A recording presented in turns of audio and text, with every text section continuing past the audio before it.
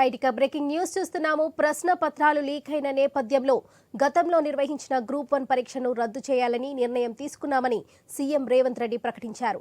60 అదనపు పోస్టులు చేర్చి త్వరలోనే కొత్తగా నోటిఫికేషన్ ఇచ్చి పరీక్షలు నిర్వహిస్తామన్నారు. వయో పరిమితి సడలింపు ఇచ్చి అందరికీ అవకాశం కల్పిస్తామని హామీ ఇచ్చారు సీఎం రేవంత్ రెడ్డి. నియామక బోర్డుల ద్వారా అన్ని శాఖల్లో ఖాళీగా ఉన్న పోస్టులను భర్తీ చేయడానికి యుద్ధ ప్రాతిపదికన చర్యలు చేపడుతున్నట్లు వెల్లడించారు. జాబ్ క్యాలెండర్ ప్రకారం పరీక్షలు నిర్వహించి నియామక ప్రక్రియ పూర్తి చేస్తామని స్పష్టించారు సీఎం రేవంత్ రెడ్డి.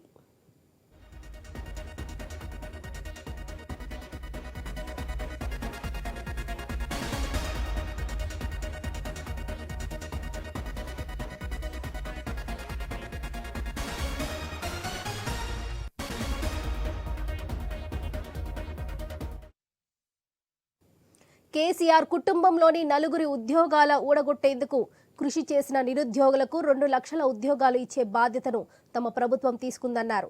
అధికారంలోకి వచ్చిన వెంటనే స్టాఫ్ నర్సుల పోస్టులను భర్తీ చేశామని గుర్తు చేశారు. రాష్ట్రంలోని 30 లక్షల మంది నిరుద్యోగులకు సంపూర్ణమైన విశ్వాసం కల్పించడానికే ఇలాంటి ప్రత్యేక కార్యక్రమాలను నిర్వహిస్తున్నామన్నారు.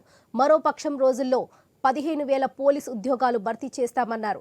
ఎన్నికల సమయంలో ఇచ్చిన వాగ్దానాల ప్రకారం ఖాళీలన్నీ భర్తీ చేసి యువత ఆశలను ఆకాంక్షలను సంపూర్ణంగా నెరవేరుస్తామని ఉప ముఖ్యమంత్రి బట్టి విక్రమార్క తెలిపారు.